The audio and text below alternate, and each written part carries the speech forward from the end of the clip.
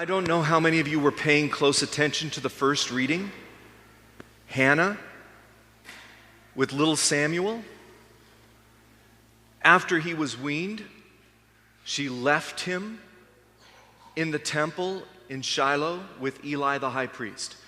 Please don't do that. Okay? Don't do that. We don't expect kids to be left here. We expect them to be brought here, but not necessarily left behind. Most of you by now know that I come from a rather large family. I have 7 brothers and sisters. And like any large family, we each had our assigned role as children. The overachiever, the second mom, the athlete, the princess. My brother John was the curious one. John was the type of kid who would take things apart, not knowing how to put them back together. He was the kind who saw a light socket and wondered what would happen if you put a penny into it. John was also the one who got lost. He would wander off. And he did this many times, but the 3 famous times were at the Grand Canyon, at the World's Fair in Spokane, and at O'Hare Airport in Chicago, where he was found wandering among the planes on the tarmac. It was a different time. Now, my mom and dad are good parents, but they had 8 of us that they had to herd along, and we were all within 10 years of each other. So those days were chaotic for my family and especially for my parents.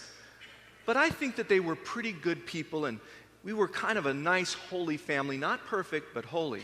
Now, Mary and Joseph only had 1 child to look out for. Just 1. And for crying out loud, he's the Son of God, and they lost him. And not just in some small little place, but in Jerusalem. There is an excuse for this, though. You see, Jesus, when he was a kid, always traveled with Mary, with his mom. That was what you did. That was the custom of the day. The children traveled with moms, with the women. But Jesus was now 12 years old. Do we have any 12-year-olds in here? Is there anyone who's 12? Thank you. 12 years old. At 12, you're considered a young adult, which I think you feel like you're kind of a young adult. Your parents go, oh no.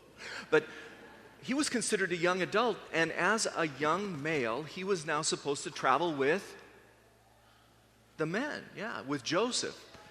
So you can just imagine a day out from Jerusalem, the conversation between Mary and Joseph. Now I see all the husbands going, oh yes, I can just imagine this. Here's Joseph. Well, I thought he was with you. Mary, you thought. I would imagine that the journey back to Jerusalem was one of those silences that were not very comfortable. You know the kind. They looked for him for 3 days before they found him in the temple. And honestly, if I gave that answer to my mom and dad, well, didn't you know I'd have to be doing my Father's work? I think my mom and dad would probably be a bit offended. Have you ever said to your kids, don't use that tone with me, young man? I hear that sentence as one of 8 kids, and I hear a tone, okay? Jesus is doing what they taught him to do. Everybody listen to that. He was doing what they taught him to do. You see, he's not just the Son of God, he's the son of Joseph and Mary. And he'd been raised in the temple and in the synagogue. He was doing what he had learned to do from their heart and their home.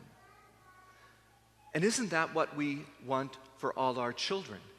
We can find them all over the place, right? We can find them in the mall, we can find them at the library, we can find them in the room on their devices.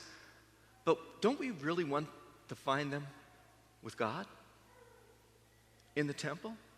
Now, at the 8:30 Mass on Christmas Day, your grandchildren came running up here and they dove into the manger scene.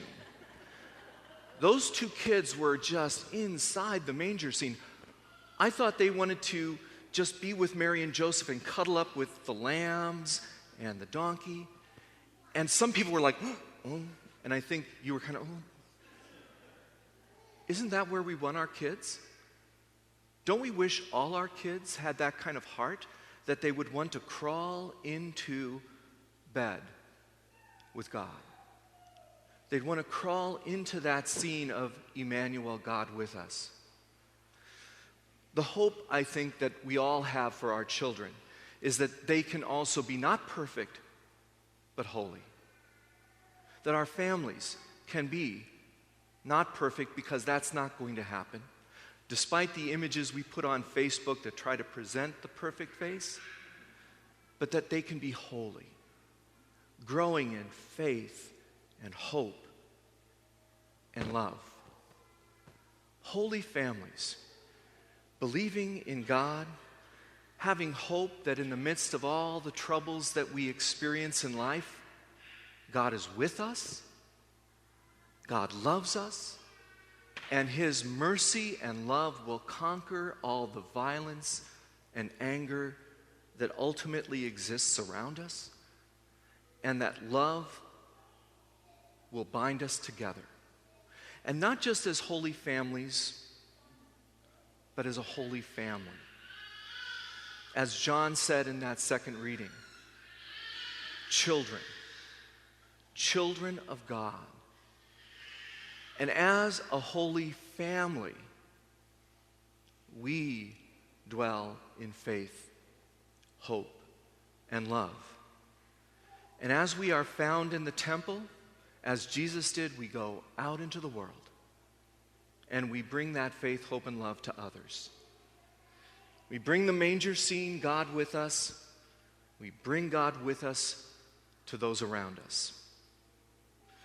So, none of us have perfect families. Thank God.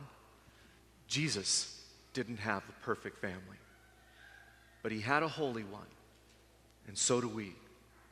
As long as we continue to bind ourselves together with faith, hope, and love, this is our feast day, the feast of the Holy Family. So may God bless you during this Christmas season, and especially on this, your feast day. And as always, go church.